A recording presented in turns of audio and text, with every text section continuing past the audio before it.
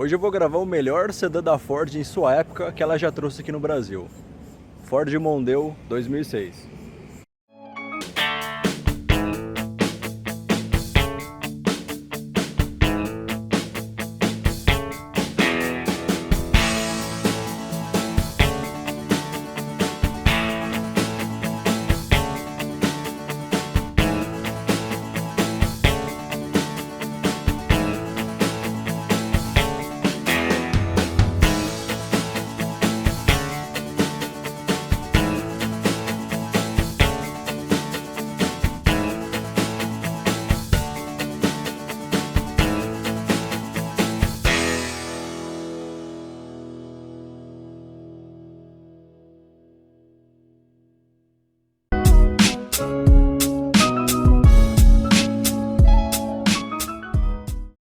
Na Europa ele surgiu em outubro de 2000 e foi fabricado até maio de 2007. Ele compartilhava a mesma plataforma com o Volvo ES60, Jaguar X-Type e Mazda 6.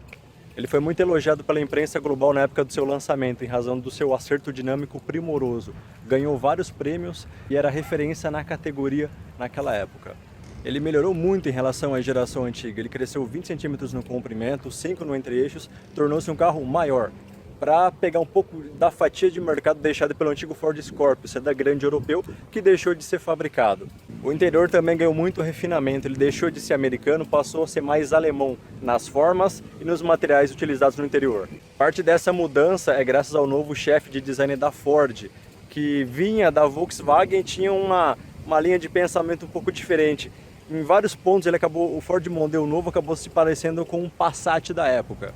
Bom, amigos, esse é o Ford Mondeo ano 2006. Ele é um carro com 4,75 m de comprimento e 2,75 m de entre-eixos. O entre-eixo dele é 3 centímetros maior do que o do Ford Fusion de primeira geração. Ele tem alguns detalhes interessantes nessa última versão, que é o último facelift que ele teve. Também teve 2 ao total, e essa é a última versão, já com o brasão da mesma forma que o Focus de segunda geração, filete cromado aqui na maçaneta, roda de 16 polegadas, na Europa tinha de 17 até de 18, com disco traseiro de 280 e na frente 300 mm, que é o mesmo tamanho dos discos do Ford Fusion. Essa última versão tem essa lanterna traseira que é muito bonita, lembra um pouco de algumas Mercedes, com filete cromado em volta, e esse spoiler traseiro também.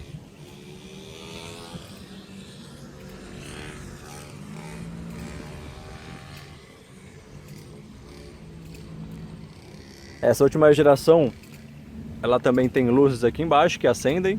O pisca passou a ser em cristal.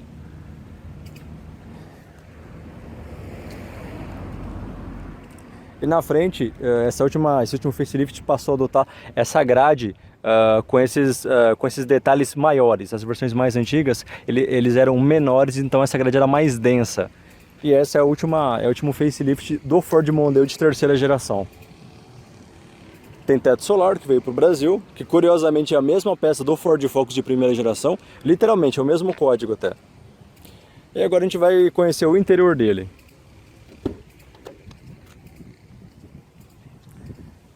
Ele tem esses detalhes aqui em madeira, tem retrovisor elétrico, aqui é um detalhe fofinho, apesar de eu achar uma frescura, é fofinho, é bem agradável o toque. Aqui é tecido, essa fibra de carbono aqui é o dono que colocou, obviamente não é original.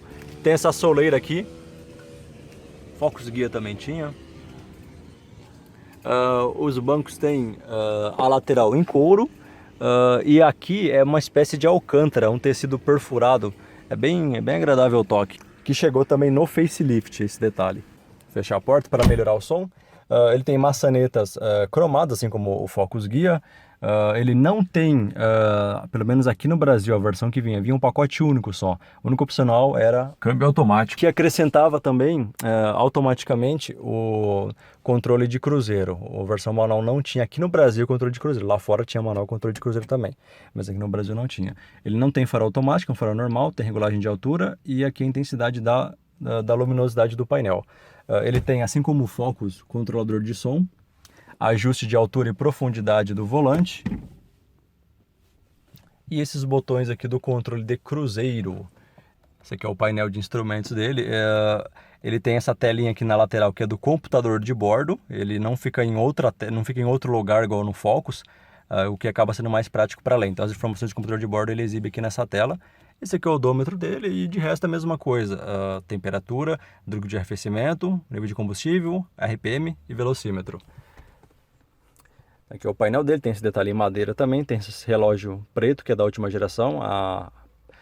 O facelift anterior, que seria o intermediário de 2003 e 2005, tinha um relógio branco. E essa última versão tem relógio preto. Tem um ar-condicionado digital de uma zona. Esse rádio Sony original, que tem disqueteira interna nele próprio, não fica no porta-malas, para 6 discos. E tem uma entrada auxiliar que fica no porta-luvas. Essa versão é de câmbio automático. Aqui tem um porta-trecos que nas versões europeias ficavam a regulagem de tanto de aquecimento como de resfriamento dos bancos dianteiros. Tinha até resfriamento na versão mais completa. Aqui seria o botão do controle de estabilidade, que ele não tem aqui no Brasil infelizmente, mas tinha na Europa. Aqui é o porta-copos dele, que é bem legal. Esse câmbio é um automático CD4E, não é o do Focus. O do Focus é o 4F27E. É um câmbio diferente, menos robusto. Esse câmbio aqui é melhor, apesar de ser 4 marchas, também é melhor do que o do Focus. E ele é inteligente, ele aprende de acordo com o modo de condução do dono. Aqui o console central tem esse detalhezinho aqui, um porta-treco com acendedor de cigarros, tomada 12 volts, mais um porta-copos. Aqui fica o freio de mão dele, aqui é um console. Console bem fundo até.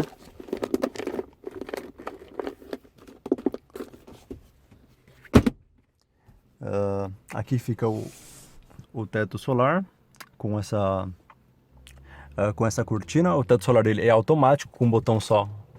Ó, basculou, ele desce e um só ele abre. Ele abre totalmente, assim como o Focus de primeira geração.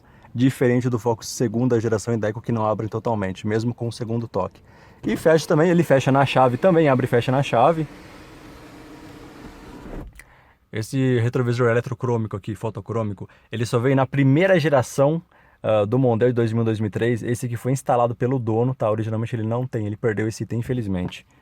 Aqui ele tem luz é a mesma do Focus, na verdade, passageiro também. E quando você fecha, automaticamente ela apaga. Ele tem o alarme volumétrico e perimétrico também, original de fábrica. Ele tem airbags frontais e laterais aqui no Brasil, que fica aqui no banco. Lá fora ele também tinha os de cortina, aqui no Brasil infelizmente não tem. Aí tem PQP para todo mundo, ó, que volta suavemente.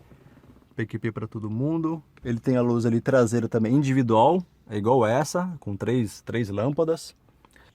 Uma coisa que o dono me falou aqui agora que eu achei interessante é que ele, apesar de não ser Tiptronic, né, você não ter o controle manual nem na borboleta, apesar de na Europa, pelo menos a versão diesel, ter borboletas dessa geração, por incrível que pareça, esse aqui você consegue meio que simular um câmbio manual. Por quê? Você pode deixar aqui na primeira marcha, na segunda, e aqui embaixo ele tem um botão que é do overdrive. Se você apertar ele desativa, ou seja, ele fica só em terceira no D. Ou seja, ficaria primeira, segunda e terceira aqui no D. Aí se você ativar novamente, ele passa para a quarta marcha. Então você consegue ter as 4 marchas de uma forma manual com esse câmbio também. Em cima do painel ele tem esse sensorzinho aqui também, que é o sensor de luminosidade do ar-condicionado digital. Ele só serve para atender o ar-condicionado. Ele não dá o ajuste automático do farol e nem um retrovisor eletrocrômico. É um sensor somente para ajudar aqui na central do ar-condicionado digital automático. Bom, agora a gente vai falar sobre espaço interno. O banco aqui, ele está regulado, para mim, tá um bom espaço interno. Para mim, eu vou ver agora no banco traseiro como é que fica o espaço para quem vai atrás. Ele tem banco dianteiro elétrico para o motorista e para o passageiro. Nessa geração. Na primeira geração, ele só tinha o banco elétrico do motorista.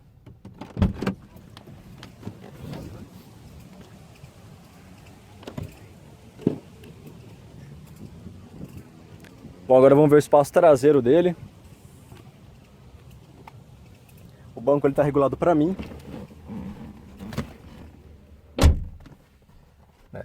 tem um grande espaço aqui. Tem mais de 10 dedos, tem uns 12 dedos até. É coisa pra caramba, hein? Nossa, é muita coisa. Esse aqui é a lateral dele, esse aqui é o mesmo tecido do banco, é uma espécie de alcântara. Aqui seria um couro, aqui também é um plástico macio, é meio emborrachado. É bem agradável, totalmente agradável ao toque, apesar de eu achar isso uma frescura. Essa geração aqui, todas elas têm o encosto de cabeça central, e isso em 3 pontos para ele ficar contente. Ele sobe aqui esse encosto. Tem o apoio de braço traseiro. Nessa geração aqui não tinha, ele perdeu o porta-copos e um porta-objetos. Antes dele, na geração anterior e na primeira, ele tinha esses acessórios aqui. Tinha um porta-copos e um porta-objetos. Só que nessa geração somente que ele tem isso aqui, que é um sistema de entretenimento de rádio traseiro. Bom, amigos, esse rádio aqui, ele tem iluminação e é independente. Então, se lá tá tocando uma fonte, eu não vou colocar áudio aqui para não ferrar meu vídeo. Mas aqui você, no fone de ouvido, consegue ouvir uma outra fonte. Ou CD, auxiliar, AM, FM. E a única coisa que é individual entre os dois é o volume. Não é possível esse lado ouvir rádio e esse lado ouvir CD. A fonte vai ser sempre a mesma, ou seja, só pode controlar uma atrás e outra na frente. O que você controla entre os dois é somente o volume, entendeu? E daqui você consegue ligar ele se você tiver com a chave na ignição. Você consegue ser capaz de ligar o rádio também aqui. É algo bastante exclusivo que só tem nesse último facelift, 2005 e 2006. É bem legal esse sistema. E aqui é um porta-treco, um mini cinzeiro normal. Ele também tem um porta-treco na lateral aqui. Mas olha, é realmente muito grande o espaço. Estou muito bem aqui, a minha cabeça está longe também, tem 1,75. Tem 4 dedos até o teto. É bem amplo esse carro mesmo, mas realmente é um sedã médio grande aqui, um carro da categoria D.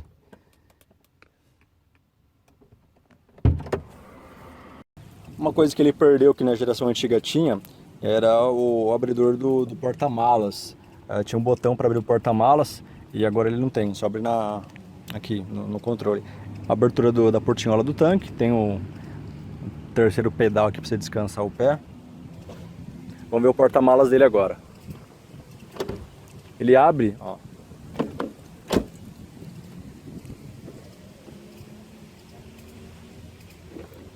Ele abre os vidros e o teto e fecha também. Só no telecomando original. E agora eu vou fechar. Ó, só apertar segurado que ele abre e fecha. Vamos ver o porta-malas de 500 litros que ele tem.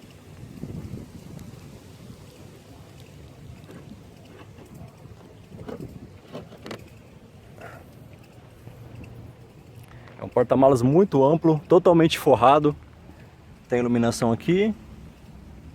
Aqui fica o porta-objetos dele, o manual do proprietário.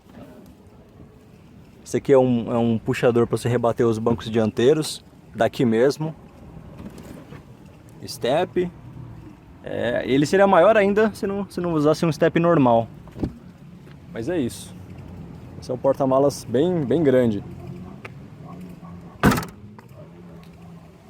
Uma coisa que eu gosto desse carro é que o escapamento dele ele é oculto.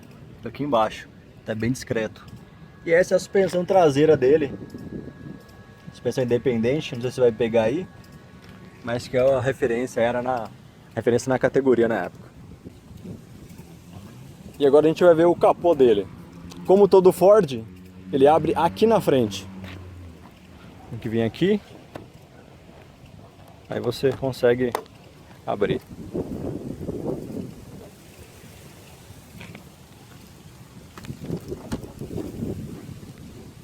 Abrir. Esse é o Duratec 2.0 HE de 143 cavalos de potência máxima aqui no Brasil, 6.000 RPMs.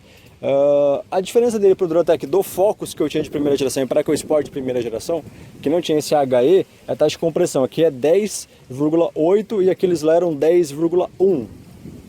Ele passou a ser 10,8 também quando virou o Focus de segunda geração, de 2009 em diante, mas esse aqui já tinha 10,8.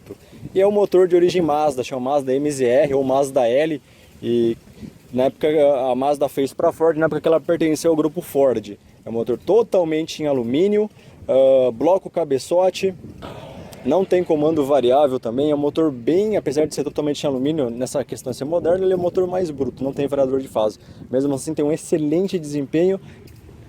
Esse Mondeo, como ele tem um controle de cruzeiro, ele acaba usando as duas partes desse suporte aqui que nos Focus normalmente não são usados, que é o fio do atuador do controle de cruzeiro. E ele usa cabo também na borboleta, não usa a borboleta eletrônica, o que é uma vantagem na minha opinião. Ele tem direção hidráulica normal, não é elétrica, e usa a suspensão McPherson na frente e uma suspensão independente 4Link atrás. Ele tem essa manta acústica no forro e usa esses amortecedores para segurar, não tem vareta nenhuma. É um motor muito de baixa manutenção, ele usa corrente de comando, não tem correia. É um motor muito robusto que é usado, que está em linha até hoje no Ford Focus e na EcoSport, Duratec 2.0.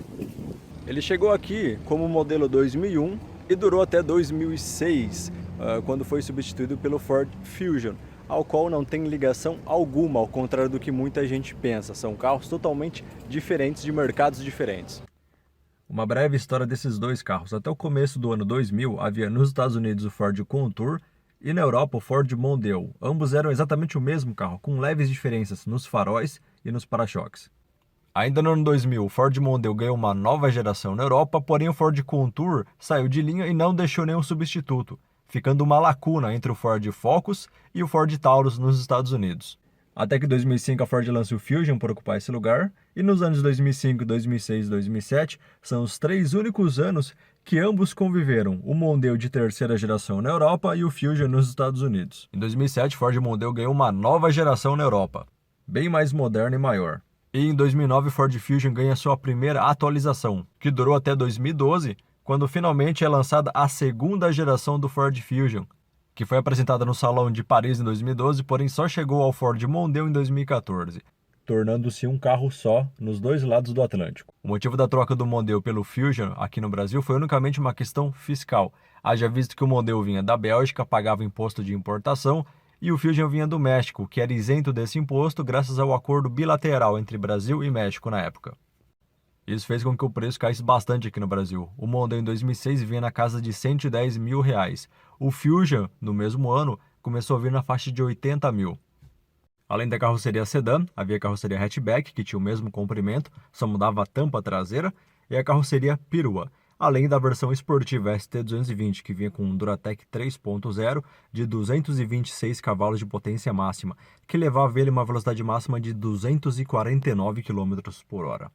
Esse carro ele é muito interessante porque o custo dele é um custo baixo e a parte mecânica tem uma manutenção acessível. A parte de motor é a mesma da EcoSport, do Ford Focus. Suspensão e freios é um pouco mais caro. Parte de acabamento aí já é mais complicado, porque você não vai encontrar aqui no Brasil. Você vai precisar recorrer ou a desmanche ou a importada da Europa, porque não tinha esse carro nos Estados Unidos, como o Ford Fusion, por exemplo, que tinha nos Estados Unidos. Então você encontra tudo que você precisa lá. Esse carro aqui não, esse carro aqui é ou Brasil desmanche ou Europa que você vai achar peças dele. Ele teve na Argentina também, mas eu sinceramente nunca procurei no Mercado Livre da Argentina como que é essa disponibilidade. Inclusive teve a versão do Mondeo ST220, que é a versão topo de linha esportiva, com 226 cavalos, num 3.0 V6, que houve lá na Argentina e nós aqui no Brasil nunca tivemos, infelizmente. Nós tivemos a versão V6 do Mondeo anterior, mas era um 2.5 somente de 170 cavalos de potência máxima, 6.250 RPM, e era um carro bem menor, menos refinado mecanicamente, dinamicamente também, mas nós tivemos já, esse foi o V6 que nós tivemos antes do Fusion. Aí ele saiu de linha em 2000 e só fomos ter um V6 de novo em 2009, quando chegou o Fusion V6. Mas o V6 desse Mondeo, infelizmente, a Ford nunca trouxe aqui para o Brasil. De vez em quando surgem alguns Mondeo V6 lá no sul do país, Rio Grande do Sul, ou nas praias catarinenses, todos vindos da Argentina. São carros muito bonitos. porque eles têm rodas 18, têm paralamas alargados, tem alguns detalhes a mais, então eles ficam bem imponentes, são um pouco mais baixos, são 15 milímetros mais baixa a suspensão, ele usa molas mais duras e amortecedores com mais carga nessa versão V6, em relação à versão civil aqui no Brasil. É 4 estrelas no Euro NCAP, e é um carro bastante seguro. Aqui no Brasil, infelizmente, não veio controle de estabilidade, mas temos airbags, 2 na frente, 2 laterais, disco nas 4 com ABS e EBD. Ele tem também o sistema que chama IPS, Intelligent Protection System. Ele consiste em um sensor que fica nos 2 bancos do motorista e no apoio de cabeça ativo. Esse sistema ele identifica o nível de colisão em caso sofra uma colisão e pode alternar a abertura dos airbags. Os 2 dianteiros têm 2 estágios e os laterais um estágio só, mas ele consegue alternar. Por exemplo, abre o primeiro do lado do passageiro no estágio 2 ou do motorista no estágio 1 e pode abrir o lateral do passageiro e não abrir do motorista, por exemplo, de acordo com o impacto. Então ele identifica a severidade do impacto que o carro sofreu. Para isso que serve esse sistema IPS. O consumo depois eu vou falar com o dono ali, mas ele bem reguladinho, tem um consumo bem razoável perante os outros carros com esse peso, mais de 1.400 kg, 1.500 algumas versões, e um motor 2.0, 4 cilindros somente, 143 cavalos. E o câmbio automático epicíclico também, com o conversor de torque que esse carro tem. Havia versões acima dele, havia a guia X, que tinha alguns detalhes a mais. Ele tinha esse detalhe de madeira, por exemplo, aqui no volante também. Tinha um retrovisor rebatível. Tinha assento com regulagem elétrica total para o passageiro também. Tinha opções de rádio com navegação já desde 2003, da Denso. É interessante que as formas dele, que o Jay Mays trouxe da experiência dele na Volkswagen e na Audi, são formas bem mais retilíneas, como eu disse no começo do vídeo, mais germânicas e menos alemãs, sem referência em nenhum trocadilho com o meu nome. Esse aqui é o porta-luvas que eu abri, é ok, ele desce devagar também, tem essa frescura, mas o interior dele é bem mais agradável, a ergonomia é muito boa. A única coisa que não gostei muito é em relação à posição aqui da alavanca do câmbio e o rádio. Ele acaba atrapalhando um pouquinho. Mas a única coisa também que eu consegui identificar aqui que não me agradou muito na ergonomia. De resto, as formas são bem... As formas, o toque e a ergonomia são muito legais, na minha opinião, desse carro. Bom, amigos, a gente está aqui no Mondeo MK3 de Mark III, terceira geração, do ano 2006. E eu vou dar uma volta aqui e relatar minhas impressões. Primeira impressão que eu tive, eu dei uma viradinha no volante, que a direção dele é muito precisa. Dá pra ver realmente porque ele era tão elogiado dinamicamente assim na imprensa. Principalmente na imprensa britânica. A gente tá com o ar-condicionado aqui ligado, eu espero que não atrapalhe o som. E eu tô com o dono aqui do carro também. Eu vou fazer algumas perguntas para ele ao longo do percurso. Uma coisa que eu não falei, mas o retrovisor dele aqui, na lateral tem uma faixa mais com um ângulo maior, para que você consiga ver lateralmente. Então ele tem 2 dedinhos no final do retrovisor dessa forma. Pode pisar? Pode. Trocou a 6200. Esse câmbio, o CD4, tem 4 marchas. E o freio desse carro é muito bom. Ele usa disco de 300 mm na frente. O freio dele é muito melhor do que o do Focus, por exemplo. Que, para quem nunca viu os meus vídeos, é um carro que eu tive, né, e que eu comentava que tinha um freio ruim, né. É um freio realmente muito bom. Um carro pesado desde 1,5 toneladas, é um freio muito bom. Tô com o dono aqui, fazer algumas perguntas pro dono, para vocês conhecerem um pouquinho mais do carro. Qual que é o consumo dele na cidade, cara? Você chegou a medir? Já medi. Na cidade ele faz em torno de 7, se você andar normal, se andar um pouquinho mais, chega a 6,5. Isso em Guarulhos que você mora? Em Guarulhos, no trânsito, eu pego o trevo do Bom Sucesso ali todo dia. Com ar ligado? Com ar ligado. Legal. E às vezes eu dou uma aceleradinha a mais, é mais ou menos isso, 6,5 a 7 na cidade, não passa disso. Na estrada vindo pra cá, quanto você chegou? Na estrada ele faz 12. Eu fui pra Santa Catarina com ele chegou 12,4 bacana. Com ar ligado. Gasolina comum. Gasolina comum, com ar ligado. Legal. O ar já tá gelando muito bem aqui, tá bem confortável aqui dentro. Ele não tem saída no console. Depois eu vou ver se tem saída nos pés. Você chegou a ver se tem saída nos pés, igual o Focus? Tem saída. Que é originalmente para país realmente frio, porque o ar quente ele é menos denso, então ele sobe. Então, normalmente em país frio, que as pessoas usam mais o ar quente, a saída é para baixo, porque o ar sobe e refrigera toda a cabine. E o ar-condicionado é o inverso, ele é mais denso, então ele pesa, então ele cai. Então, né, nesse caso, ele tem a saída para os pés aí. Aqui eu vou dar mais uma pisadinha, a gente está em última marcha aqui, em quarta marcha. Ele reduziu mais ainda. 80.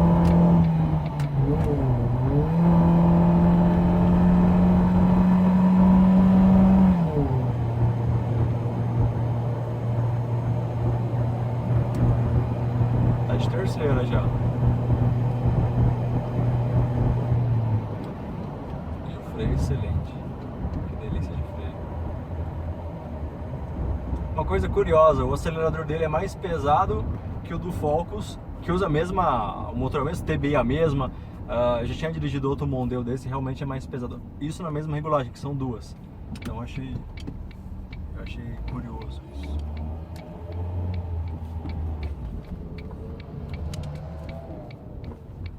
O controlador de cruzeiro aqui, ele funciona a partir de que velocidade? Já testou? Já, 40 por hora. 40 por hora. A partir de 40 ele funciona. Deve ser bem confortável para viagem, né? É muito bom. Você vai uma viagem, você liga ele e quando você pega uma subida, ele rapidinho reduz. Ele não legal. perde velocidade muito rápido, ele mantém aquela velocidade. É muito bom mesmo. De manutenção, você tem alguma coisa que você lembre de cabeça, de custos, de peça que você já teve? Olha, de peça, o mais caro que eu gastei nele foi os amortecedor, né? Os amortecedor dianteiro eu tive que trocar. E eu paguei da Monre, marca Monre, paguei R$350 cada um. Tá bom. Nossa, achava que você ia falar 600 pau cada um. Tá ótimo isso aí. Eu já consegui na promoção, porque tava mais de 400, né? Eu consegui um preço bom. Preço de amortecedor de Focus dianteiro de primeira geração. Isso aí tá ótimo, cara. Nossa. E a outra coisa interessante é que ele tem os coxinhos do amortecedor, que é o coxinho superior do amortecedor, ele é idêntico do Focus, né? Ele é o mesmo, na verdade. Então eu nem saio procurando do Mondeo, eu já compro direto do Focus, eu ponho original, consigo achar a marca boa, original Ford. Então eu já compro direto do Focus, que é mais fácil de achar. Legal. Uma curiosidade, amigos, esse dono aqui, ele já teve 4 Mondeo, né? 4 Mondeo. 4 Mondeo, 2 dessa geração. Isso. Um 2002 e um desse, e 2 da geração antiga também, 2.0 Zetec. Os dois que você teve eram automáticos? Não, eu tive um 97 GLX, ele era manual, né? Aí logo em seguida eu peguei um 2000, que já era o motor Zetec da tampa preta, ele era automático, ele era o GLX também. Legal. E aí o 2002 eu comprei o manual, né? O Duratec, né? É manual.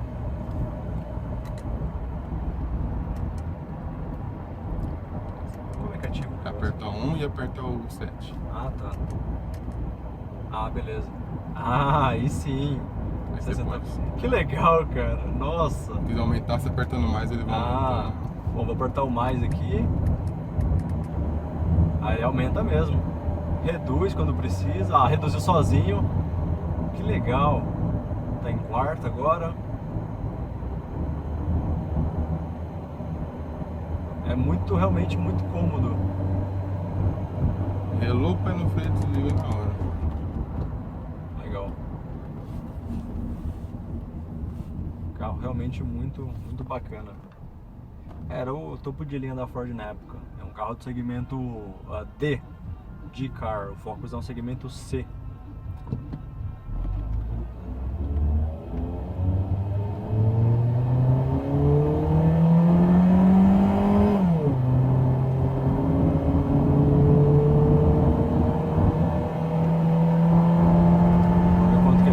Trocou 6.200 na primeira,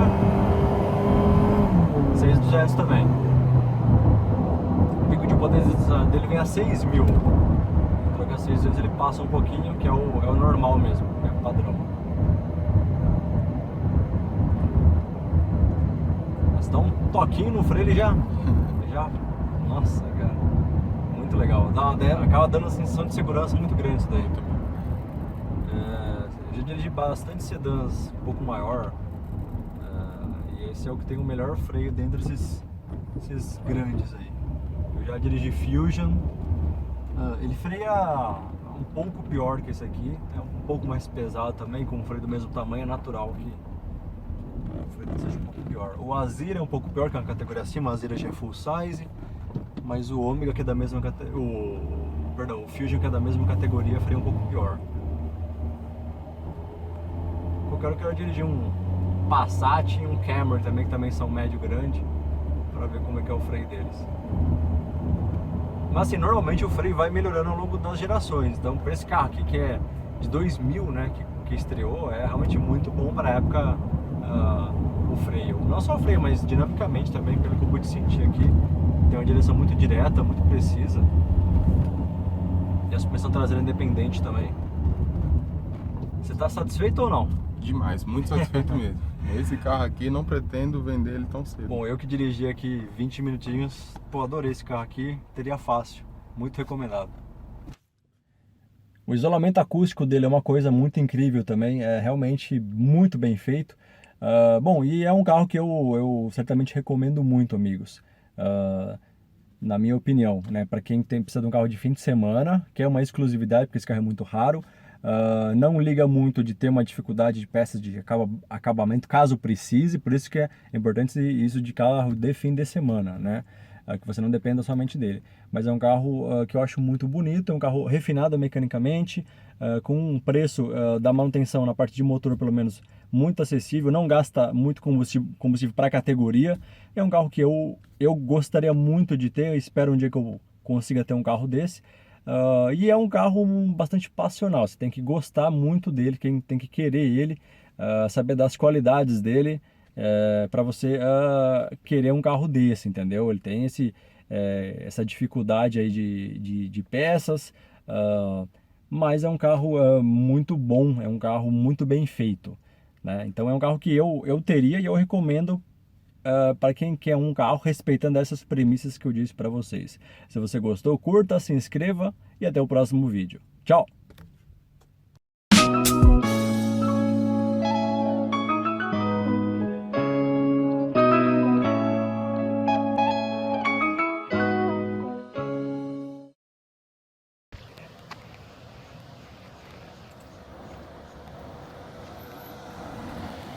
O problema é devolver pro dono depois do carro.